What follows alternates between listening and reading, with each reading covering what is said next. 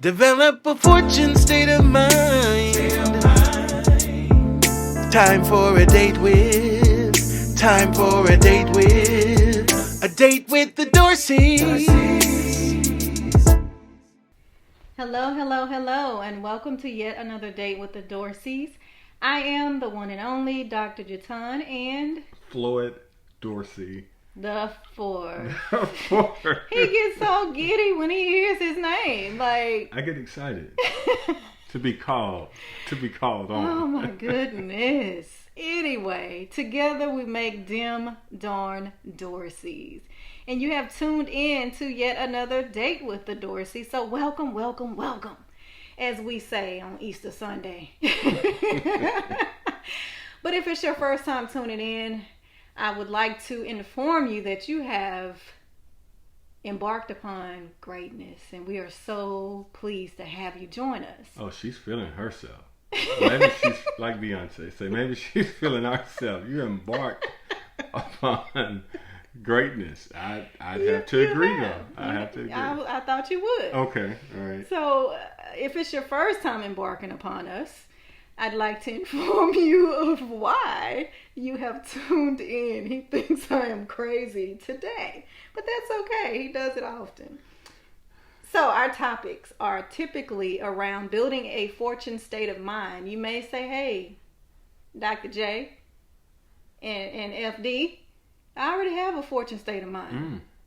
That's great. That's great. We are so excited for you. Perhaps you can tune in and we can help enhance that. And, you know, what do we really even mean by building a fortune state of mind?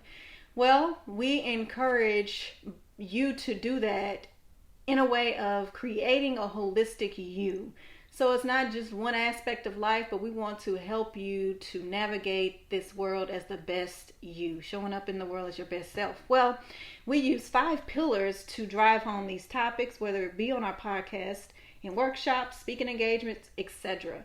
And those 5 F's, our strong pillars, our principles, are family, faith, finance, fitness, and fun. I hoped he wasn't going to leave me hanging. We always got to sing fun. That's important, right? That's to help us keep that balance. You know, we're going to have a sing-off one episode just to let people I'm know. already winning. Okay, all right. So there we go. Then it's a done deal. Nevertheless, when you tune in, our topics will be something of a combination of those 5 F's. It may be one of them, 2 of them, all of them. You just never know what you're going to get. Just like that box of chocolates, right? So again, we're glad you're tuning in with us today because we have a great topic for you. And you're probably like, well, go ahead. Let us know what that topic is. Sure will. The topic is standing up when times look down. Standing up when times look down. Mm-hmm. What does that mean to you, Mr. Dorsey?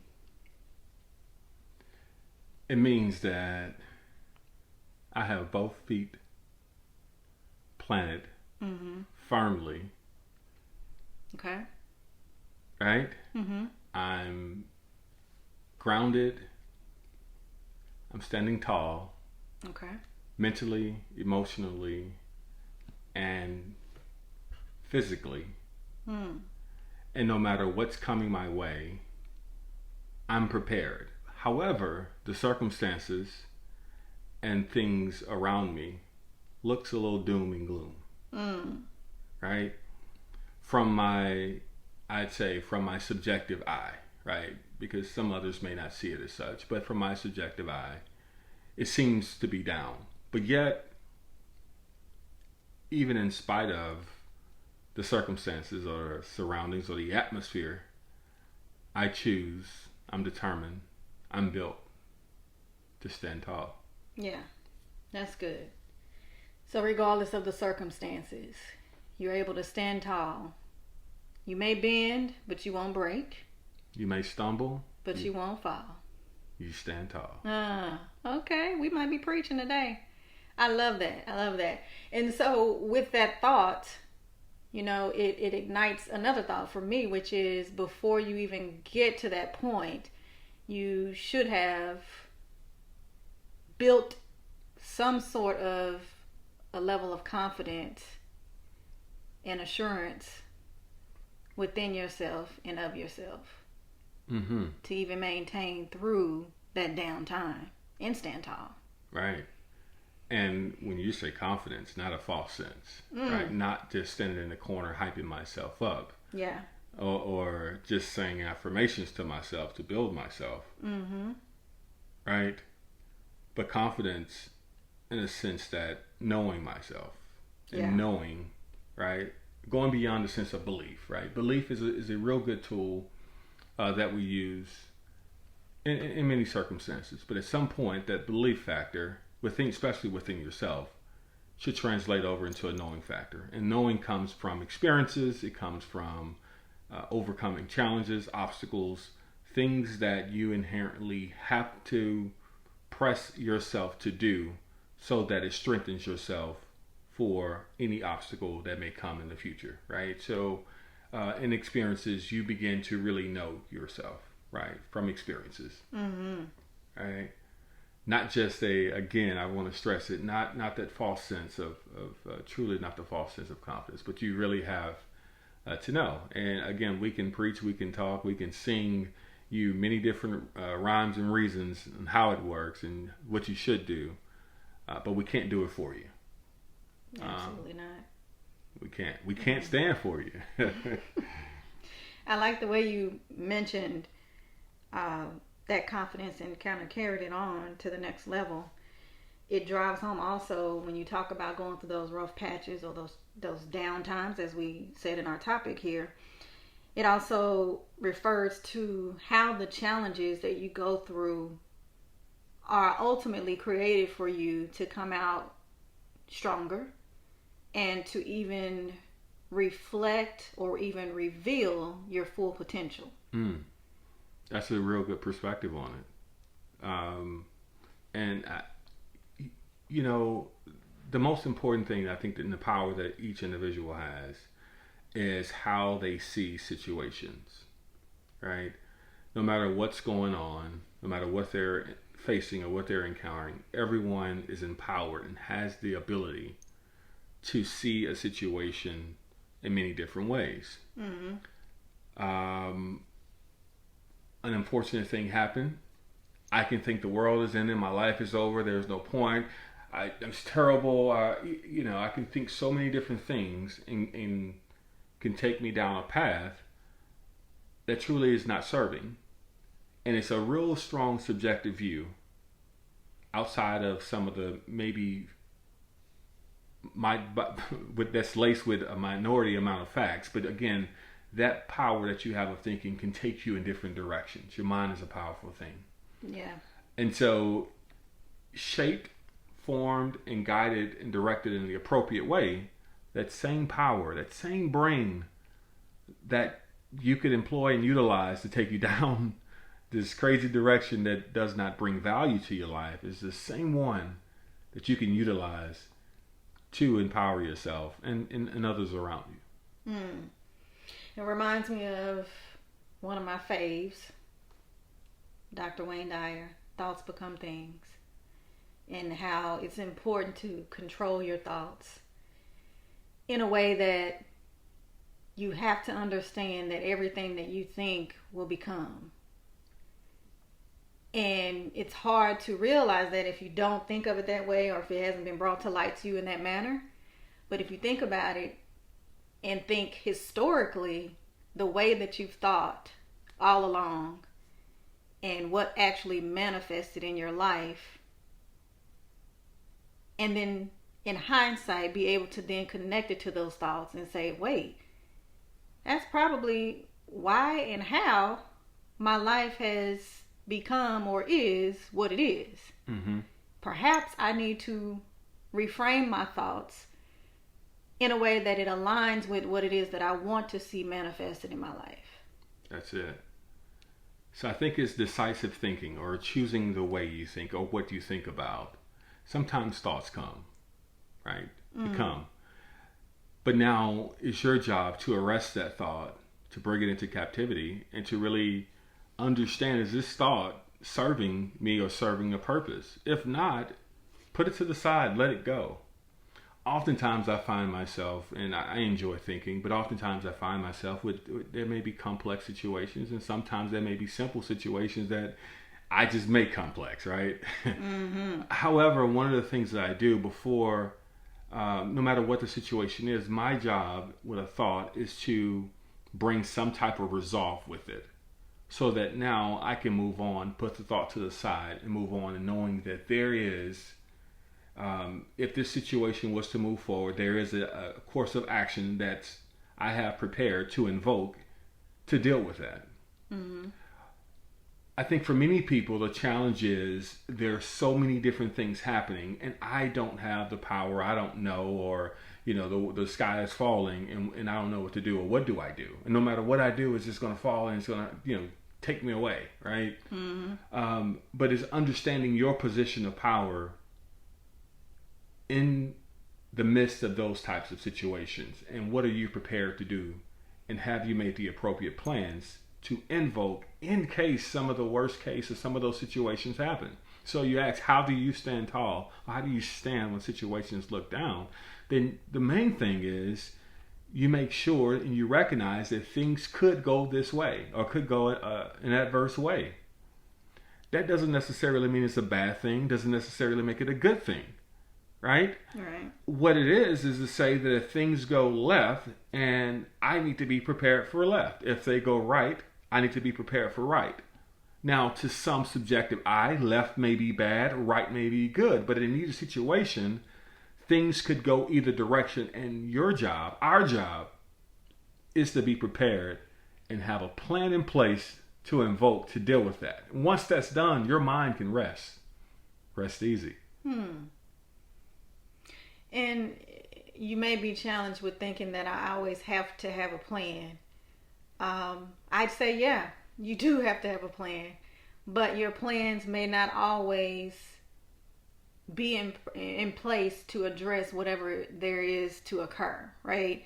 So don't feel like the time was wasted had you, to my husband's point, made your plan A to go left or plan B to go right. It's still, that plan still may not align with what occurs.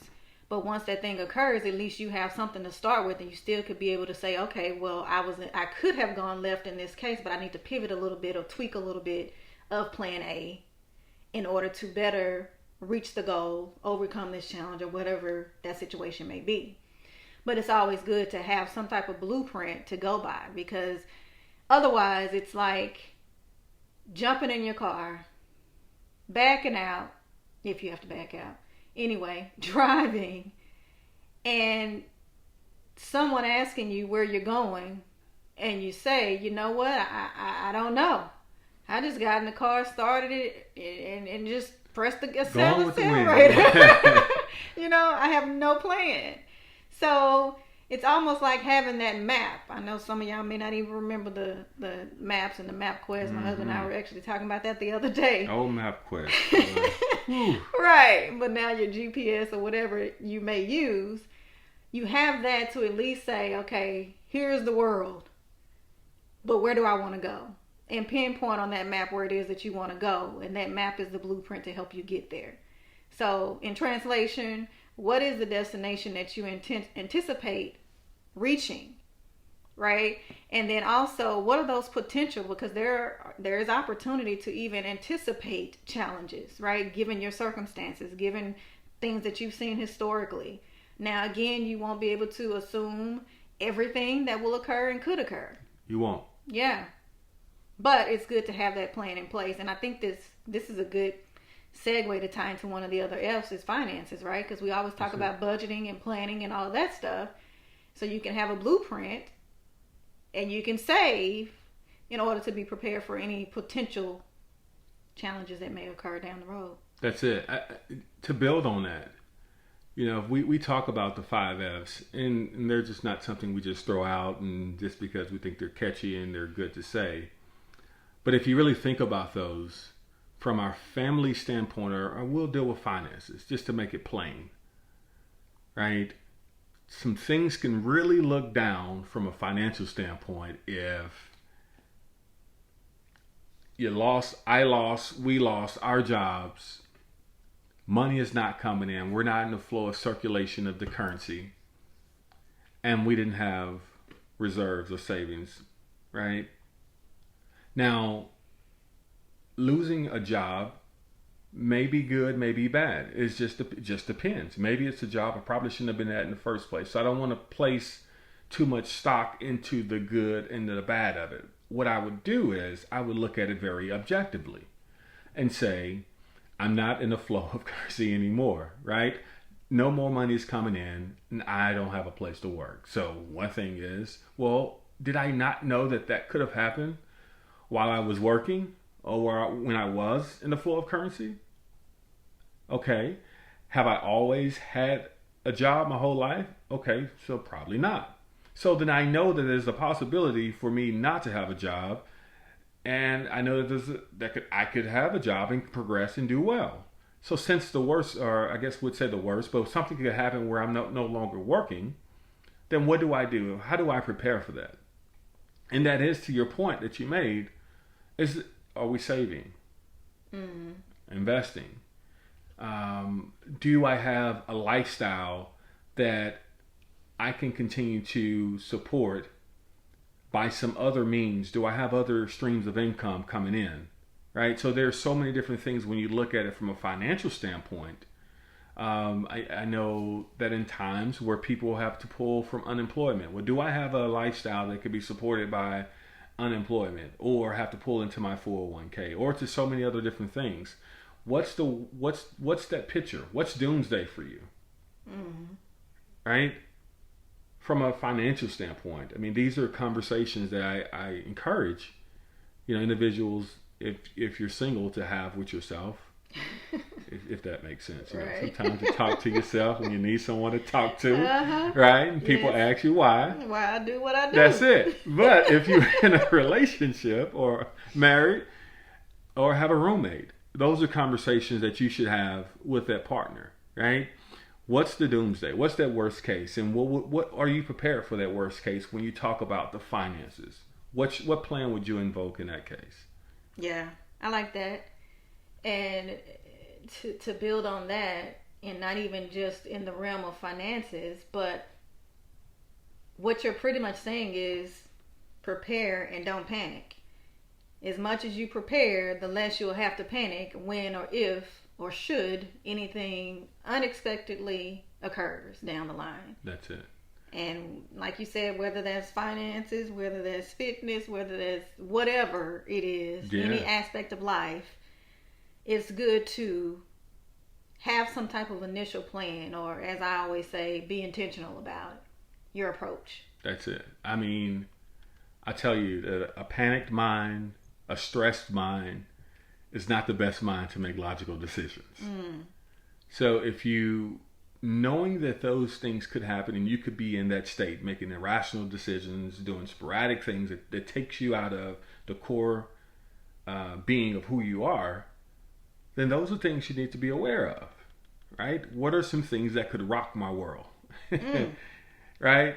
What are some of those things as it relates to the core things, the core areas that are the foundations for your life, for a relationship? Oh, I have a divorce out of nowhere. She's gone.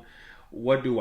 I have a gap in my hole in my heart, pain. I can't, understanding that those things do happen. I guess the statistic is 50%. So what do you do? Right? Yeah. So it's just really looking at those things from where they are. I mean, just being truly transparent and being honest and being real about it. Yeah. But we talked about the plan enough, right? And being prepared. I guess so. All right. Okay. So then I can go into another point. Then, since we've talked about the preparation, then how about when you're in the midst of the storm?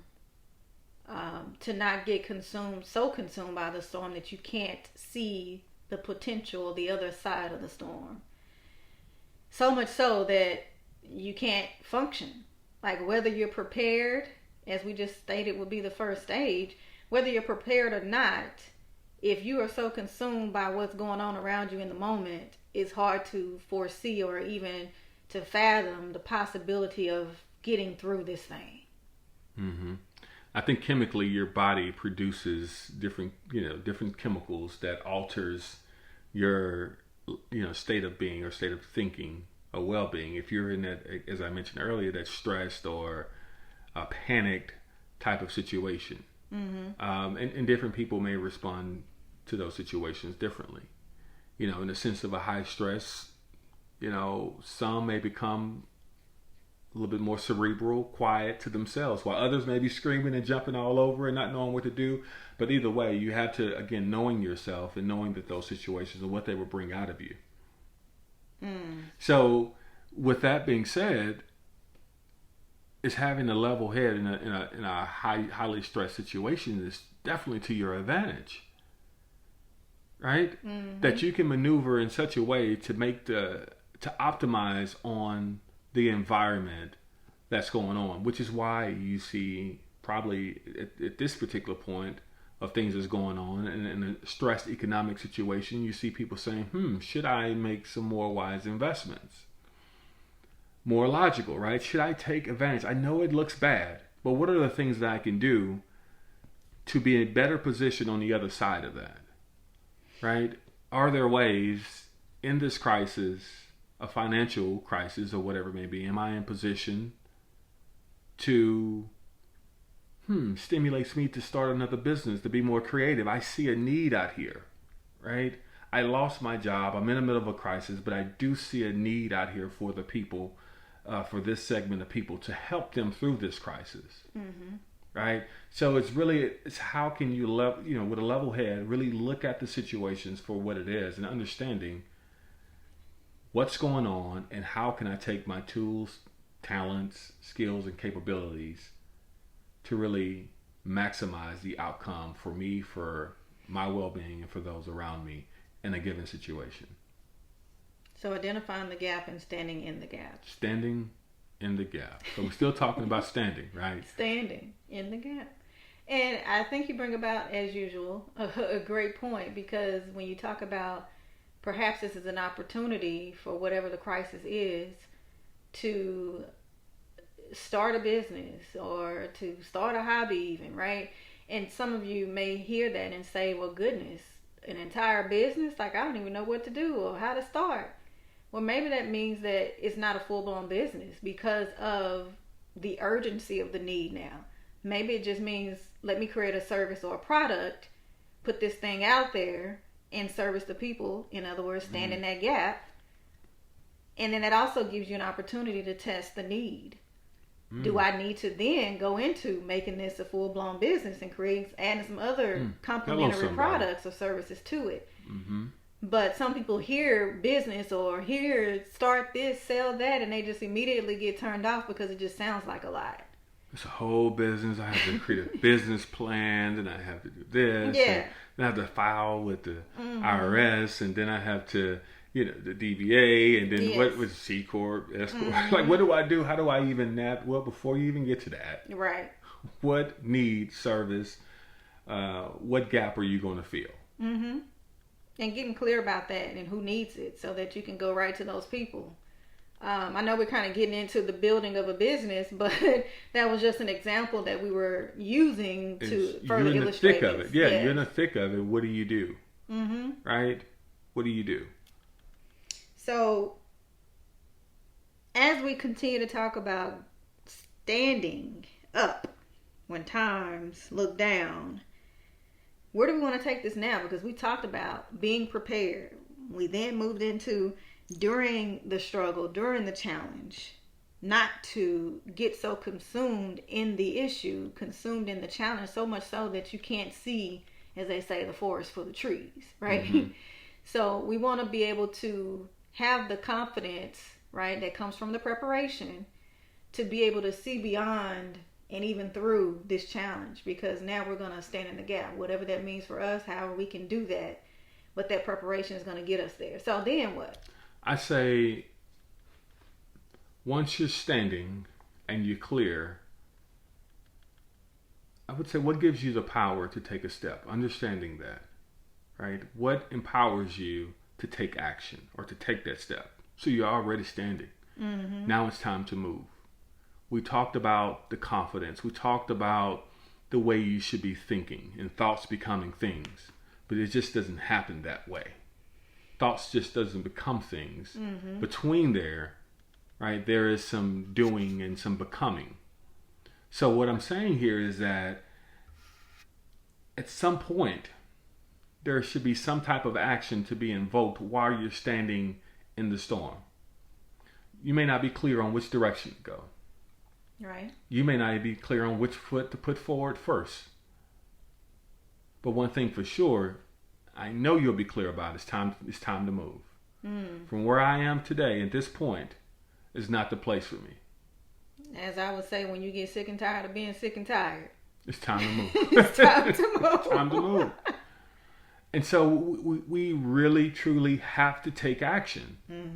And it's not easy. This is the part, I'm saying it so as impactful as I think I can at this moment, because it's one I have to stress, because this is the place where many people are stuck, right?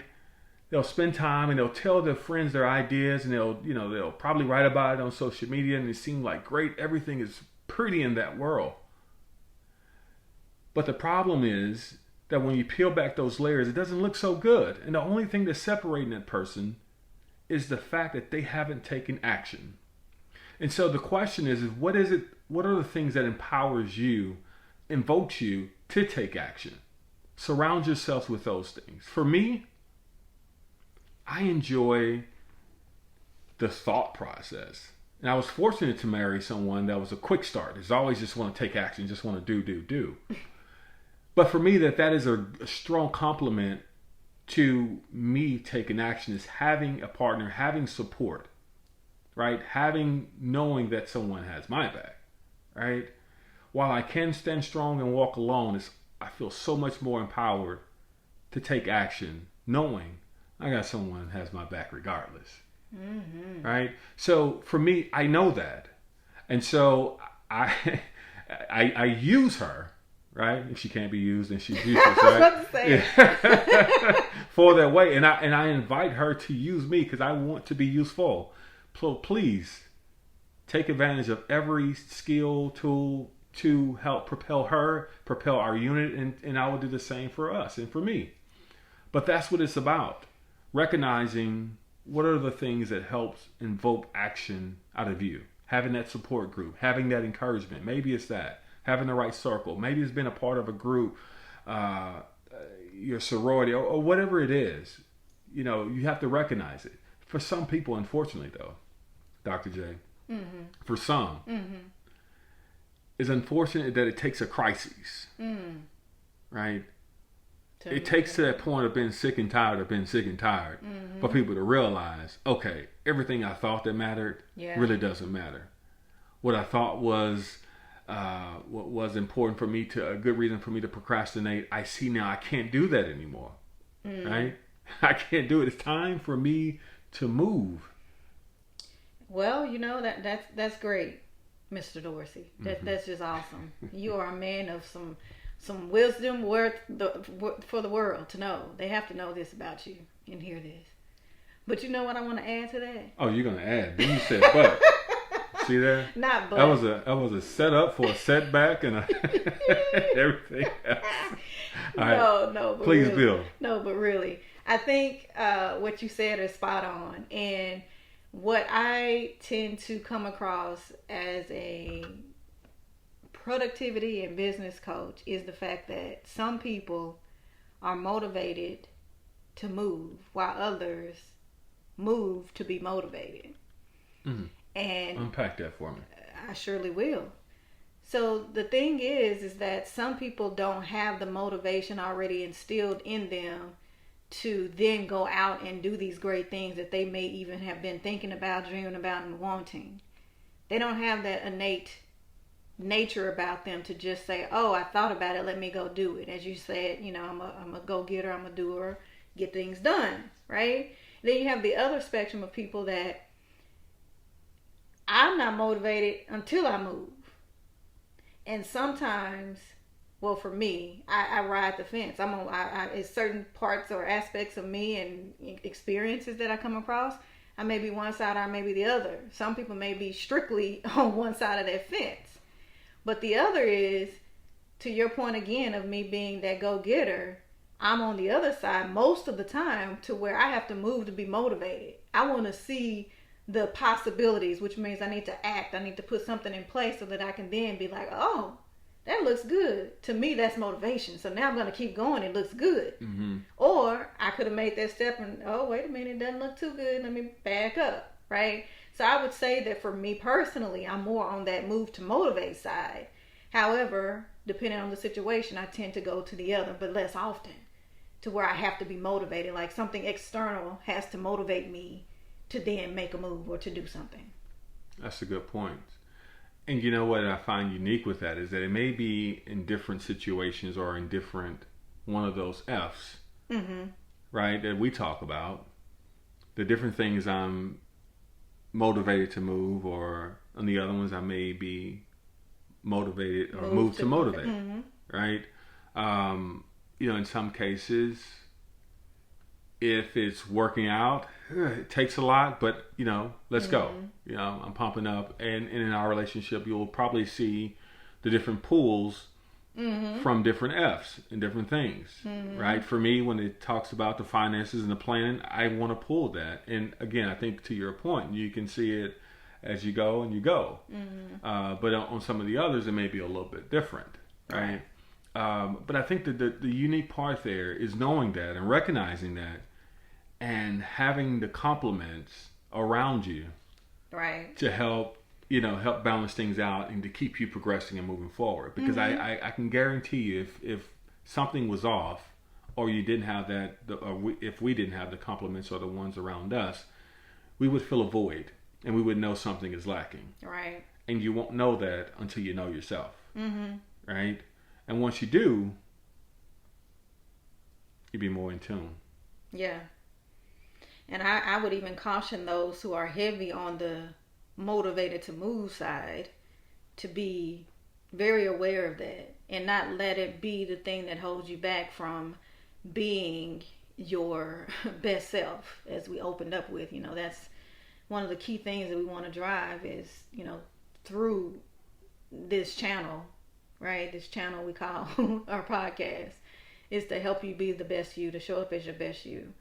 And if you feel like you always have to be motivated by an external thing, person, in order for you to move, then there should be some mindset shift as well. Some additional things that probably need to occur, because then you're always at the feet of something or someone to get you to be productive, to get you to be successful, just to get you to do. Just to get you to act. Yeah. You're waiting to be stimulated from some external factors. Right.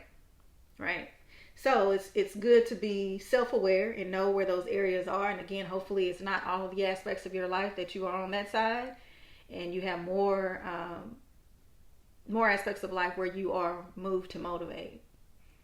But anyway, I think that is key. The whole motivation talk is also key to standing up when the times look down, right? I don't want you to forget what we were talking about here. That's it. But that's definitely key. So we talked about being prepared. We talked about not getting consumed in the storm, but considering the other side and being positive about, not even positive, also confident about the other side. And being objective, right? Remove that subjectivity, a subjective lens that you typically view the world in, because depending on who you are and where you are, just focus on the true facts. And once you peel back all of the layers, you'll realize the facts that are there, that you can deal with those a whole lot better than with it being laced with so much subjectivity that's slanting your emotions and your feelings to other directions. But I'm sorry, go ahead, continue your wisdom. He got excited. We were trying to, give you the summary. He gonna give you out some more meat. Oh, I had to give it to you. So where did I stop? Don't get consumed by the storm, but consider the other side.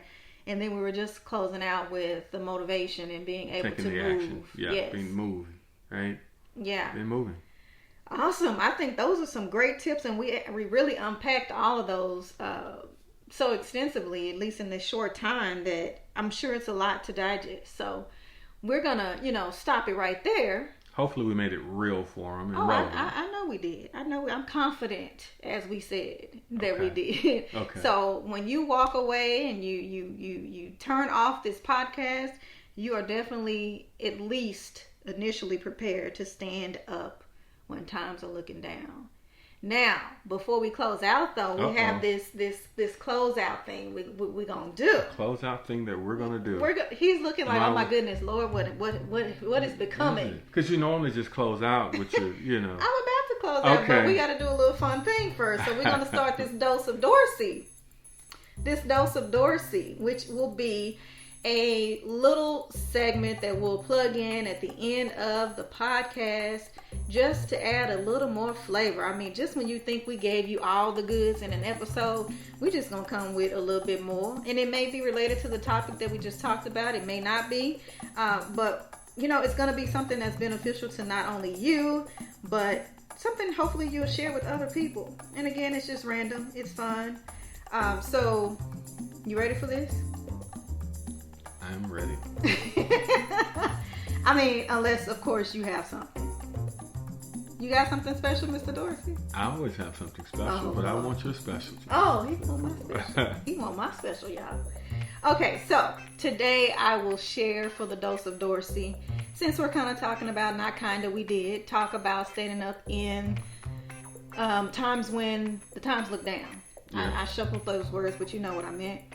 Nevertheless, since we're talking about that, I will share with you 6 rules to win in life. And Mr. Dorsey, if you feel the need to elaborate once I call out these 6, feel free just before we close this thing out. How's that? Got it. Okay. Sounds good. Number 1 is have a vision for yourself. Have a vision for yourself. See, I didn't mean like that. Oh, don't just jump out. No. Because that's just... Let me call them all out, and maybe you just pick one. Because I know you can carry on and carry on. All right. Okay. We're good. So 6 rules to win in life. 1 is have a vision for yourself. 2 is compare yourself to the old you. 3 is growth is outside the comfort zone. 4, reading books is an advantage. And number 5 is forgive but don't forget. And 6, never quit the game. Never quit the game. So those are the 6 rules to win in life from the Dose of Dorsey segment. Mr. Dorsey, you got any one of those that you'd like to elaborate on? What was number 2 again? Number 2 was compare yourself to the old you. Mm-hmm. I think that one stands out. It resonates with me in so many different ways. But I'd say this. Comparison is a real good way to evaluate the differences between one object or oneself and another, right? So statistically, we do this when we're looking at ourselves from our peers, right? You see that. My peer is here and I'm here. Well, why am I not there, or what are they doing that I'm not doing? Yeah. Right? And while that may be inspiring at times, it's important to really look at that as a way to inspire and not out of envious. But I think what you said there is comparing yourself. This is even more powerful. Mm-hmm. Removing, while my peers or others around me may be doing extremely well, or they may not be. Mm-hmm. Right? I learn from them. I help add value to them. But where I can really draw my true comparison is from where I was to where I am now. Right. Right? My old self to my new self. But I like to take that another further to say... Another further, right? My old self to my new self, and then to my future self. Oh. Okay. Right? So now I can see where I was to where I am. Right. And then to where I'm going. Your potential. And where I want to be. Mm-hmm. And see the gaps all the way through there. That way you can really have a good understanding and trajectory of the progress you intend to make, that you have made. Marry those together to understand how much further or how much harder do I have to go to achieve the self that I intend to be. Love it. I'm feeling myself. Not in his Beyonce voice. So that was the Dose of Dorsey segment that you will now start hearing on our podcast, on the episodes. I hope you enjoyed that. Again, it's going to be a quickie, possibly related to the topic, maybe not, but just something additional to add and give you more insight on. So again, hope you enjoyed that. So today's topic was, what was it again? Standing up when times look down. You sound like a teacher when you said that, like you were in class. All right, class, what was it again today? Standing, like getting him to recite it, but he didn't pick up on it. I did. He didn't say it with me. I just observed it. Nevertheless, hope that you took away some beneficial tips and treats and templates and all that good stuff that you can walk away with and quickly apply to your life. Again, this is Date with the Dorseys, and if you are looking to follow us, find us on Instagram and Facebook at Them Darn Dorseys and Date with the Dorseys. We'd love to connect with you. We'd love to have you on liking, loving, sharing, and downloading this podcast. And tell a friend. Tell a friend, because they will be so excited that you shared such a great thing with them. And tell an enemy. And they will be so elated that you did. And again, you would earn a new friend. Okay, you can do that too. And then we also have another avenue to contact us. That's via email, support@fortuneenterprise.com. Fortune, again, is spelled IVTUNE, enterprise.com. Make sure you connect with us. Make sure you let us know what it is that you'd like to hear us chat about the next episode. And that is the closing of this episode. So, with that, we will chat with you on the next one. Bye for now. Bye. Develop a fortune state of mind. Time for a date with. A date with the Dorseys.